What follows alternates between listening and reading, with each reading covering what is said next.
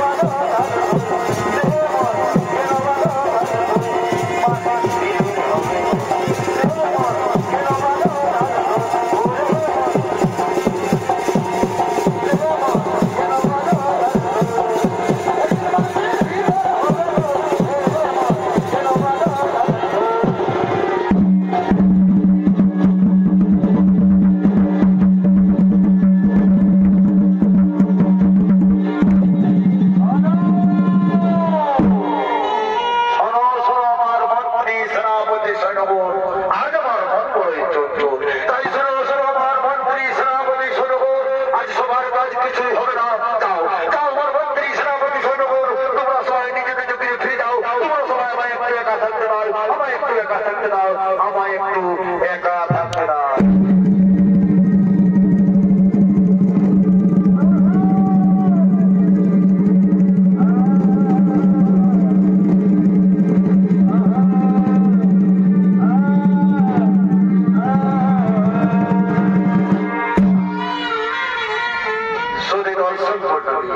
মহারাজা তার রাজসভায় চিন্তামগ্ন হয়ে বসে পড়লেন, আর অন্যদিকে তার ছোট রানী সুরচি তার সঙ্গী সাথীদের সঙ্গী লয়ে রাজভবনে আগমন করিতেছে।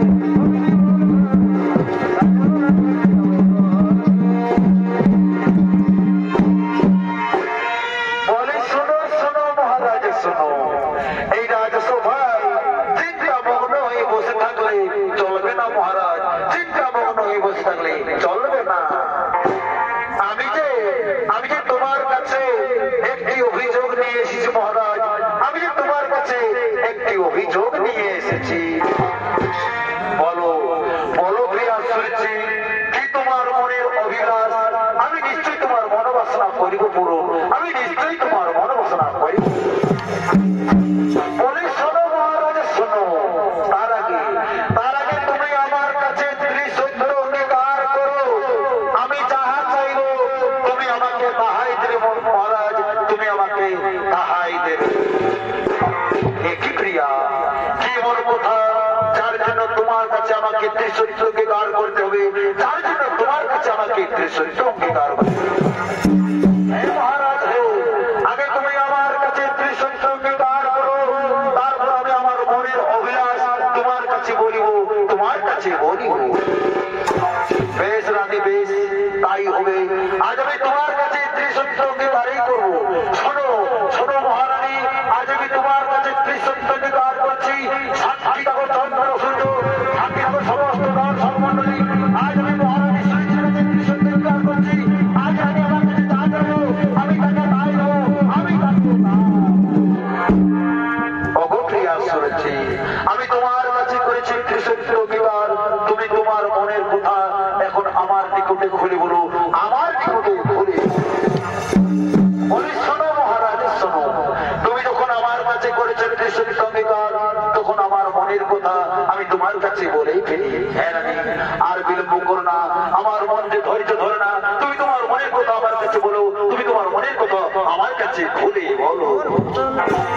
বলি শোনো মহারাজ, শোনো, তুমি এক্ষুনি এক্ষুনি ওই বড় রানী সুনীতিকে বনবাসে পাঠিয়ে দেবে।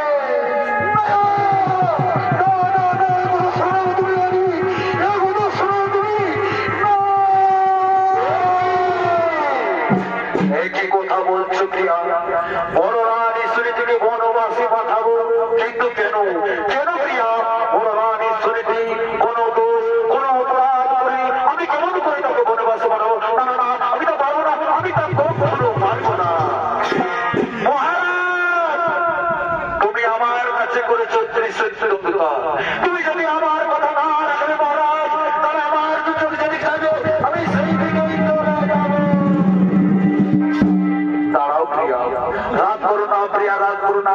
ওগো প্রিয়া, বড় রানী সুনীতি কোন দোষ কোন অপরাধ করেনি, আমি কেমন করে তাকে বনবাসে পাঠাবো বলো? শোনো মহারাজ, শোনো, এক আকাশে যেমন জ্যোতি চাঁদ থাকে না, তেমনি এক রাজার ঘরে দুটি রানীও থাকতে পারে না। তুমি যদি তাকে বনবাসে না পাঠাবে, তাহলে তুমি আমাকে ছেড়ে দাও, আমি নিজেই বনবাসে চলে যাবো, আমি নিজেই বনবাসে। দাঁড়াও দাঁড়াও প্রিয়া, তুমি আমার অন্তর্তম, তুমি আমার হৃদয় ধরাতো। তোমার বাক্য আমি কোনোদিন না করবো লক্ষ্য, তোমার বাক্য আমি কোনোদিন না করবো লক্ষ্য। শোনো মহারাজ, তাহলে তুমি আমার কথা রাখবে তো? হে রানী, আমি তোমার কথা নিশ্চয়ই রাখবো, আমি তোমার কথা নিশ্চয়ই রাখবো। কোথায় আমার মন্ত্রী সেনাপতি সৈন্যগণ? তোমরা সবাই কান খুলে শুনে রাখো। আমার আদেশ, তোমরা আমার বড় রানী সুনীতিকে বনবাসে দেবে, আমার বড় রানী সুনীতিকে বনবাসে। অগপ্রিয়া, আমি তোমার কথা অক্ষর অক্ষরে করেছি পালন, আমি তোমার কথা অক্ষর অক্ষরে করেছি। এখন তুমি খুশি তো প্রিয়া? এখন তুমি খুশি তো? হ্যাঁ মহারাজ, হ্যাঁ মহারাজ, আজ আমি বোঝাই খুশি। আজ আমার আনন্দে আনন্দে মন নাচতে গাইতে মন চাইছে, আনন্দে নাচতে গাইতে মন চাইছে।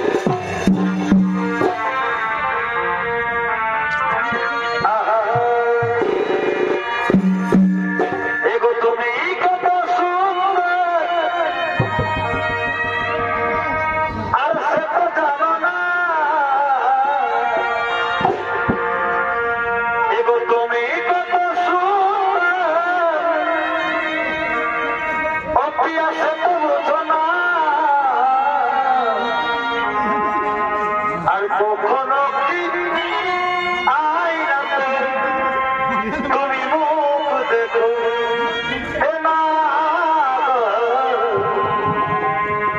কখনো কি আয়নাতে মুখ দেখো না? এগো তুমি কত সুন্দর, আর সে তো বোঝো না। ওরে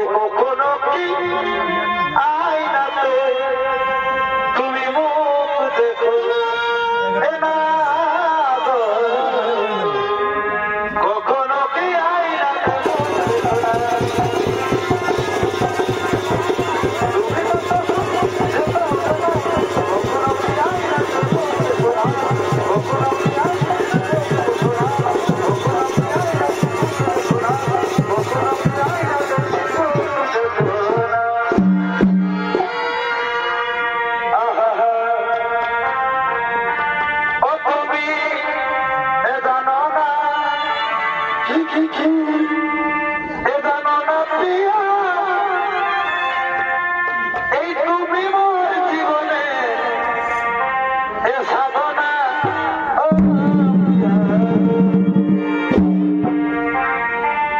ও তুমি এ জানো না কি জানো না রে প্রিয়া এই তুমি মোর জীবনে এ বাসনা ও প্রিয়া ও তোমায় আমি প্রথম যেদিন দেখেছি আপন ভেবে নিয়েছি না না তুমি জানো না এই জানো না প্রিয়া তুমি মোর জীবনের সাধনা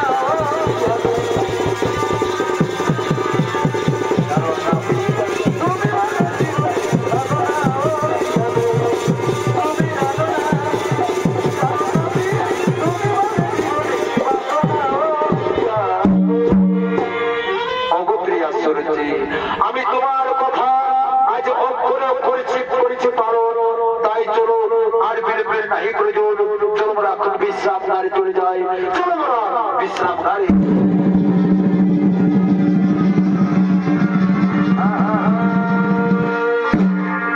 সঙ্গীত বনবাসে পাঠিয়ে দেয় তাই আজ হতভাগিনী সুনীতি বনবাসে কাঁদতে কাঁদতে আগমন করিতেছে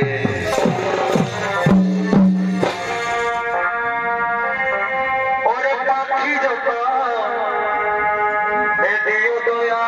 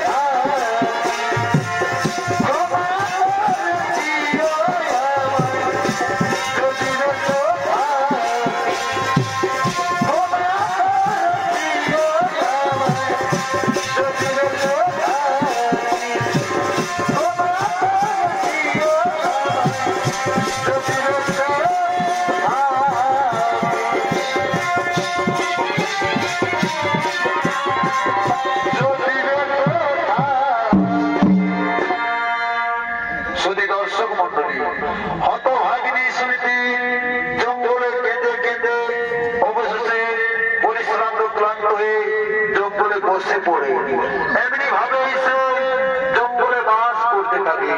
দেখতে দেখতে প্রায় কয়েক বছর পার হয়ে যায়। আর ওদিকে মহারাজা উত্তরপর সেই গভীর জঙ্গলে তার মন্ত্রী সেনাপতি সঙ্গে শিকার করার জন্য আগমন করিতেছে।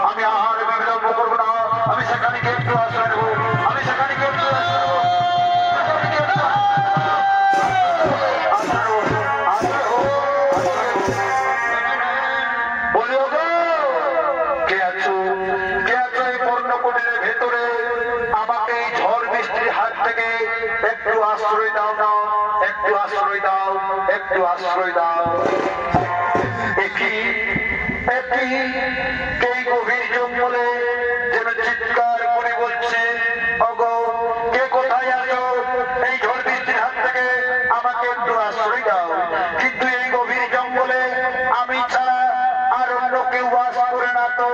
না না না, আমি আর কুটির ভিতরে থাকবো না। আমি একটু বেরিয়ে দেখি আরো কোনো বিপদ হয়েছে নাকি। যাই, আমি একটু এগিয়ে যাই, আমি একটু এগিয়ে যাই। কি মহারাজ, ওগো মহারাজ, তুমি একা নিয়ে এই গভীর জঙ্গলে কি করছো মহারাজ? বলো মহারাজ, বলো, এই গভীর জঙ্গলে তুমি একা নিয়ে কি করছো মহারাজ? ওগো প্রিয়া শুনিতি, ওগো প্রিয়া শুনিতি, আমি আমার মন্ত্রী সেনাপতিদের সঙ্গে এই গভীর জঙ্গলে শিকার করতে এসেছিলাম। একটি হরিণের পিছনে দিতে আমি আমার মন্ত্রী সেনাপতি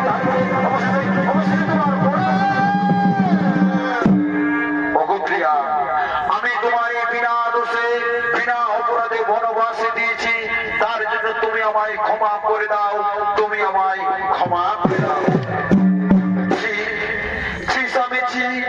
ও কথা বলে তুমি আমায় ছোট করে দিও না স্বামী, ও কথা বলে তুমি আমায় ছোট করে দিও না। ওগো স্বামী, স্বামীর দেওয়া শাস্তি নারীর পরম সৌভাগ্য, স্বামীর দেওয়া শাস্তি নারীর পরম সৌভাগ্য। কিন্তু স্বামী, নাচ মোর রাজ সিংহাসন, নাচ মোর কুসুম সজ্জা, তাই আমি তোমাকে কোথায় বসতে দিই স্বামী? তুমি আজ পরিশ্রান্ত, তুমি আজ পরিশ্রান্ত। তাই এসো স্বামী, তুমি আমার পর্ণকুটিরের ভেতরে এসো, আমি আমার শাড়ির আঁচল পেতে দিই, এ আঁচলের বসে তুমি একটু বিশ্রাম করবে। চলো হ্যাঁ প্রিয়া, তবে আর যে নয়, চলো আমরা দুজনে পর্ণকুটিরের ভেতরে যাই। পর্ণকুটিরের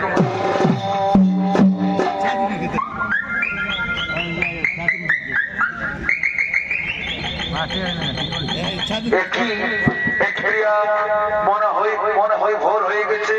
হ্যাঁ, ভোরই তো হয়েছে।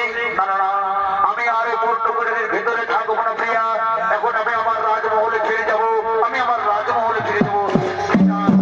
দাঁড়াও দাঁড়াও মহারাজ, যাবে যদি যাও, আমি তোমাকে বাধা দেব না। কিন্তু মহারাজ, মহারাজ, আপনার কাছে আমার একটাই অনুরোধ, আজ আমি ঋতুমতী, তাই শুভক্ষণে শুভ লগ্নে তোমার সাথে হইলে আমার মিলন, তাই তোমার ওরসে আমার গর্ভে যে সন্তান জন্ম নিতে চলেছে মহারাজ, সেই সন্তান যেন কোনদিন চারক সন্তান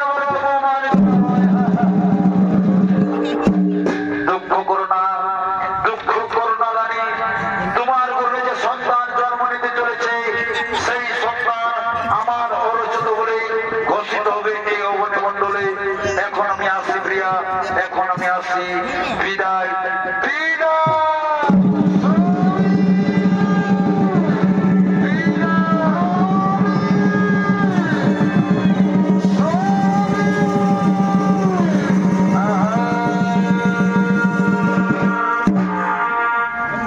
দর্শক মন্ডলী, মহারাজা উত্তানপুর তার বড় রানী সুনীতির পর্ণকুটিরে রাত্রি যাপন করে তার রাজমহলে ফিরে যায়।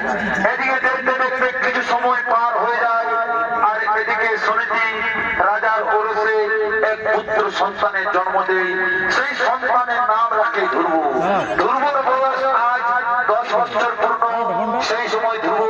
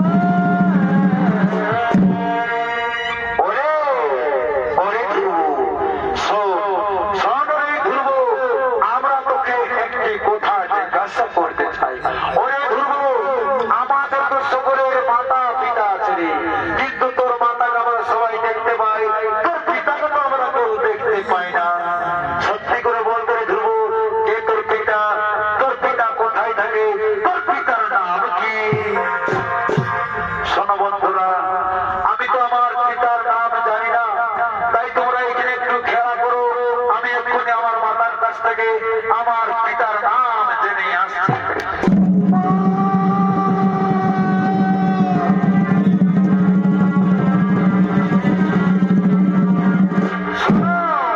শোনো আমার বন্ধুরা, তোমরা আমায় বলেছিলে যে আমার পিতা কোথায় থাকে, আমার পিতার নাম। তাহলে শোনো বন্ধুরা, আমার পিতা হচ্ছে এই রাজ্যের মহারাজা। আমার পিতার নাম হলো মহারাজা একই কথা বলে ওরে ধ্রুব, তোর পিতা যদি এই রাজ্যের মহারাজা হয় তাহলে তোর মাতার পরনে ওইরকম ছিঁড়া বস্ত্র কেন রে ধ্রুব? ওরে ধ্রুব, আর তাই যদি হয়ে থাকে তাহলে শোন, আমরা সবাই মিলে তোর পিতার নিকটে যাই। চল, তোর পিতা দেখলে নিশ্চয়ই তো তোকে বুকে তুলে নেবে, নিশ্চয়ই তো তোকে কোলে তুলে নেবে রে ধ্রুব। হ্যাঁ বন্ধু, তোমরা তো ঠিক কথাই বলেছো। তবে আর বিলম্ব নাই বন্ধু, চলো তোমরা আমরা পিতার নিকটে চলে যাই।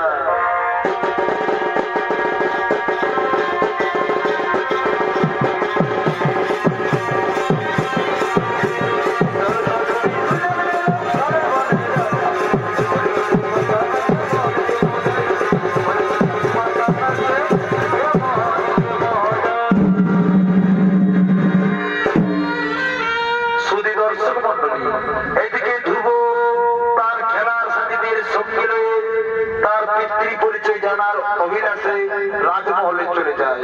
আর অন্যদিকে মহারাজা উত্তরপুর, তার ছোট রানী সুরুচি এবং তাদের আরেক পুত্র সন্তান উত্তম, তারা একসাথে রাজমহলে আগমন করিতেছে।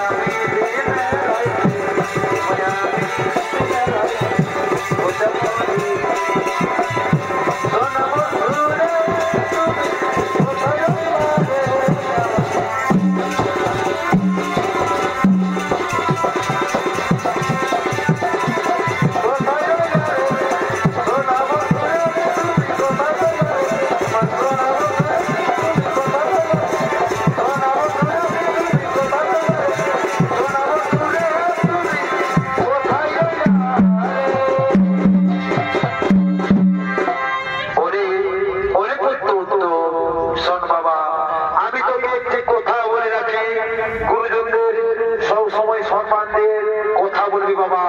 গুরুজনদের কোনোদিন অসম্মান দিয়ে কথা বলিস না পুত্র, গুরুজনদের কোনোদিন অসম্মান দিয়ে কথা বলিস না।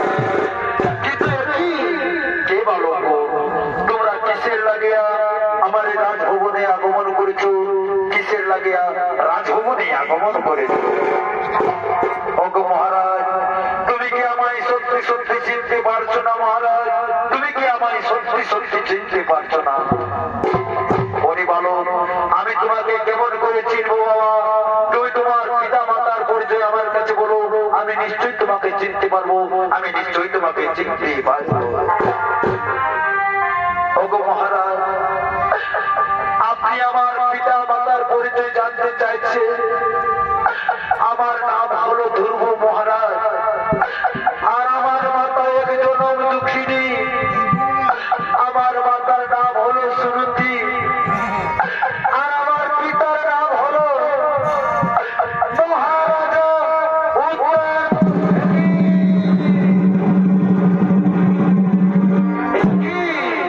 একই কথা বলিল ধ্রুব, তোমার মাতার নাম সুনীতি, তার মানে তুই আমার প্রথম সন্তান।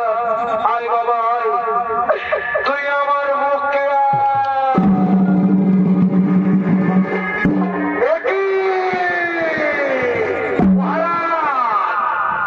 একই করছো মহারাজ, একই করছো। জঙ্গল থেকে এক ভিখারির বাচ্চা এসে তোমাকে পিতা পিতা বলে ডাকতে লাগলো, অমনি তাকে বুকে জড়িয়ে তুমি আদর করতে লাগলে, তাই না মহারাজ? ওরে লম্বর মানব, বল বল, তুই কেন রাজপ্রাসাদে এসেছিস? বল বল, ওর কেন এসেছিস? বল, ওর কেন রাজপ্রাসাদে এসেছিস? একই করছো, একই করছো।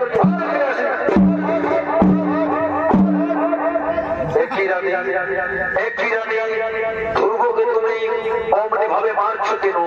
তুমি তো সব শুনলে প্রিয়া, ও আমার বড় রানী সুনীতির ছেলে, তার মানে ও তো তোমারও সন্তান, ও তো তোমারও সন্তান রানী। না মহারাজ, ওই দাসীর পুত্র কিছুতে আমার সন্তান হতে পারে না।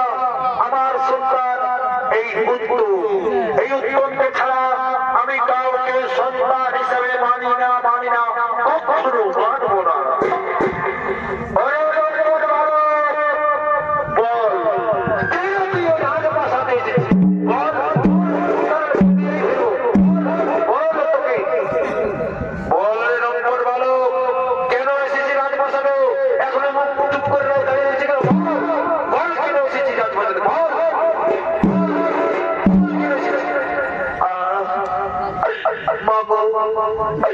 তুমি আমায় ও কারণে কেন মারছো মাতা? আমি এসেছি মাতা এই রাজসভায় আমার পিতৃ পরিচয় জানার জন্য। আমার মা আমাকে বলেছে মহারাজা উত্তাল পাত্রকে আমার পিতা, তাই আমি পিতার ভালোবাসা পাওয়ার আশায় রাজপ্রাসাদে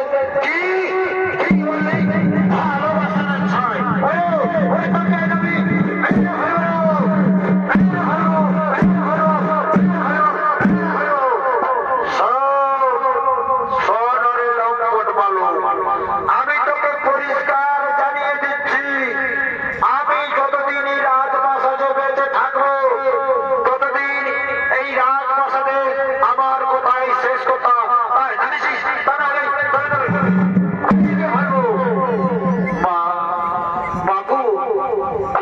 আমি তো অন্য কিছু চাই না মাতা, আমি শুধু চাই পিতার ভালোবাসা।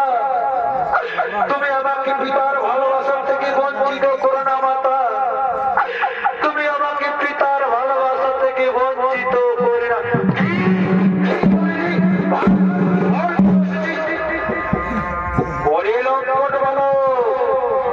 আমি তোর মতলব বুঝি না, তাই না? তুই মিথ্যে ভালোবাসার ছলনা করে রাজাকে বশীভূত করে এই রাজ্যের মহারাজা হতে চাস, তাই না?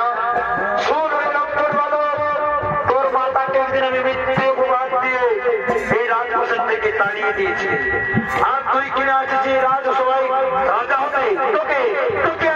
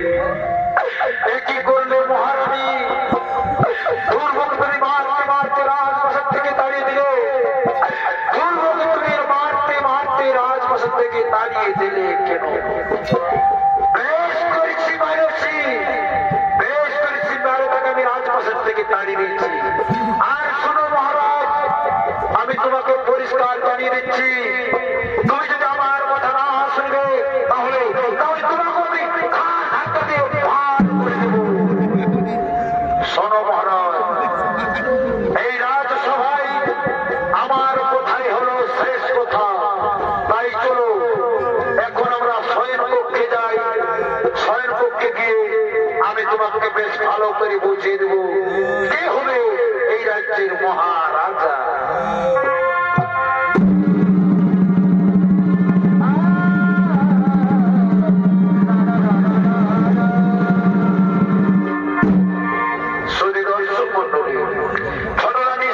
শুনেছি হতভাগা ধ্রুবকে মারতে মারতে রাজপ্রাসাদ থেকে তাড়িয়ে দেয়, আর অন্যদিকে তার মা ধ্রুবকে দেখতে না পেয়ে কাঁদতে কাঁদতে ডাকতে ডাকতে আগমন করছে।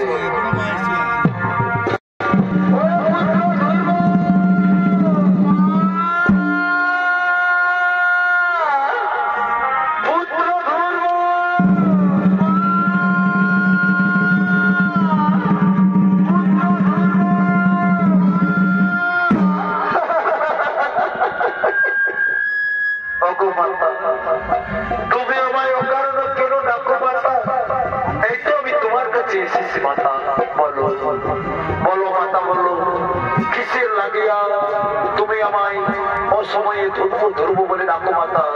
বলো পরিপুত্র নয়নের মনে আমি তোকে কেমন করে বুঝাই বাবা? তোকে যাবে একটু না দেখতে পেলে আমি যে শান্তিতে থাকতে পারি না পুত্র, আমি যে শান্তিতে থাকতে পারি না বাবা। আই পুত্র, তুই আমার মুখে আই বাবা, আমার মুখে আয়। কিন্তু একটি পুত্র তোর সারা শরীরে এইরকম চাবুকের আঘাতে দাগ কেন পুত্র? বল বাবা, তুই আমায় না বলে কোথায় গিয়েছিলি? আমায় না বলে কোথায় গিয়েছিলি?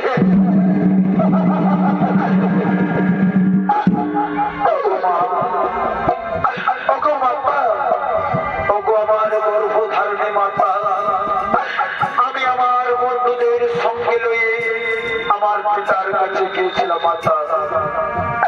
সেখানে পিতা আমায় সন্তান মনে করে আমায় বুকে জড়িয়ে ধরে সেই সময় ছোট ভাই এসে আমাকে চাবুক মারতে মারতে রাজপ্রাসাদ থেকে তাড়িয়ে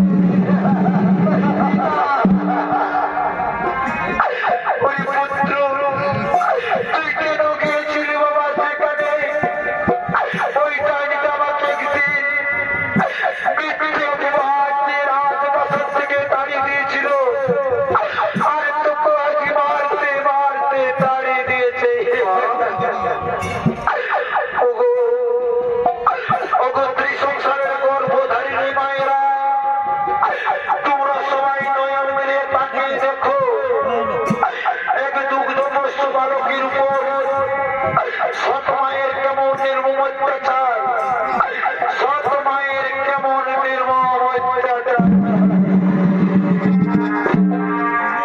ওগো মাতা, ওগো আমার গর্ভধারিণী মা, তুমি আমায় বলে দাও না মা, পদ্মপলাশ শ্রী মধুসূদন কোথায় থাকে মাতা? আমার ছোট মা আমাকে বলেছে মাতা, যেদিন নাকি আমি আমার পদ্মপলাশ শ্রী মধুসূদনের পাই বৎসর, সেদিন নাকি আমি আমার মায়ের চোখের জন্য মুছে গেলে আমি হব এই রাজ্যের মহারাজা, আমি হব এই রাজ্যের মহারাজা। পুত্র আমি যে তাকে দিন রাত রাখি বাবা, সে তো আমার রাগে কোনদিন সারাতে আসে পুত্র। আর তুই তো বালক বাবা, তোর কাছে সাথে সে কি আসবে পুত্র? না না পুত্র না, সে আমাদের ডাকে সারা দেবে না। না মা, আমি কিছুতেই কিছু হাঁটবো না মা, তুমি আমার সাথে এসো মা, আমার সাথে একসাথে পদ্মপলাশ শ্রী মধুসূদনের করুণ স্বরূপ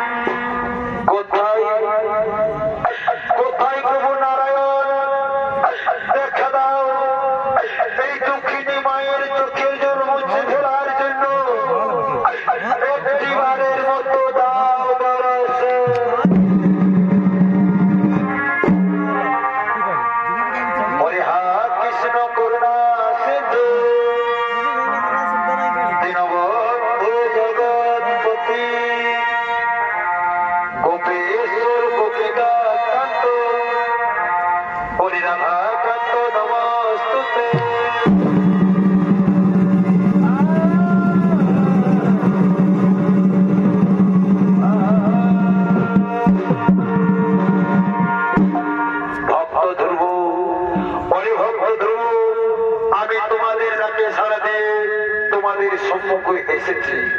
অর্থভক্ত নয়ন মিলিয়ে তাকিয়ে দেখো, আমি তোমাদের সম্মুখে দাঁড়িয়ে রয়েছি।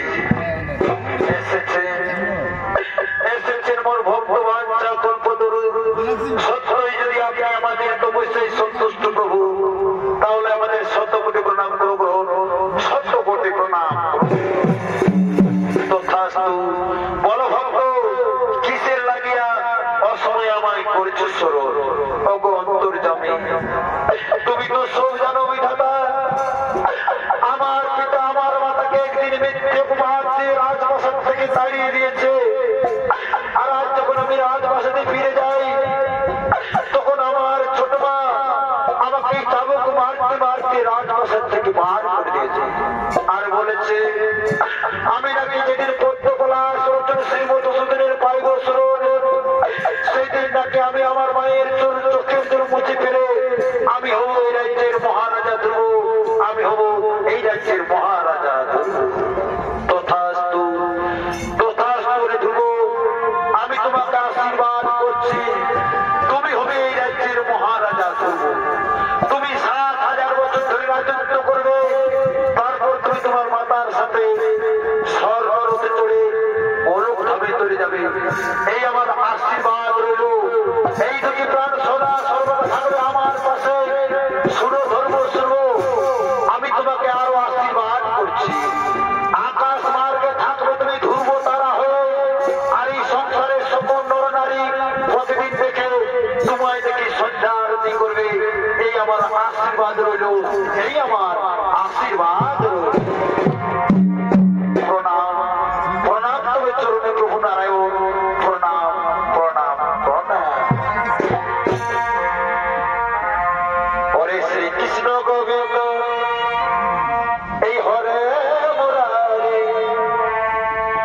হরে হে নাথ নারায়ণ বাসুদেব।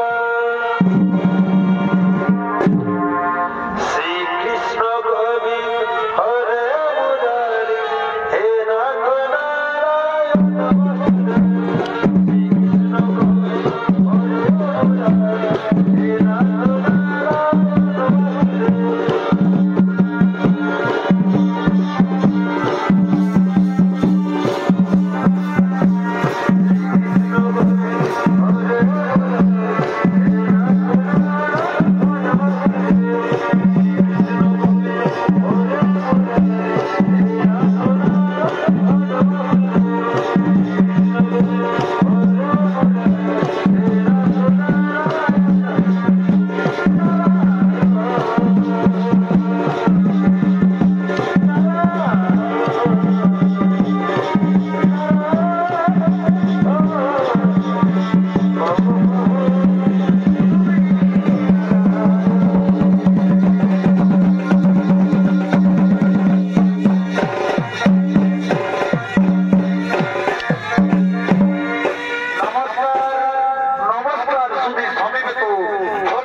দর্শক মন্ডলী ও আমার মা ভাই ও বোনেরা, এতক্ষণ